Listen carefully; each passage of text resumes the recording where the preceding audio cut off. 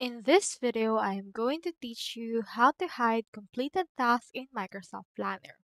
So here is our actual Microsoft Planner. Now, I have in here this three tasks and it has different progress. As you can see, one is in progress and two is not started. So for example, we're done with the second task, you can click on the this completed option right here. Now, if you want to hide those completed tasks, what we can do is we can click onto this filters option that we can see right here. So click on it, click onto this progress, and make sure to click on everything aside from completed. So click on not started, and let's also click on in progress. So as you can see right here, this will show us the two tasks that are not completed yet. So it essentially hides the completed tasks in our actual Microsoft Planner. So that's all there is today, and I hope this video helped you out.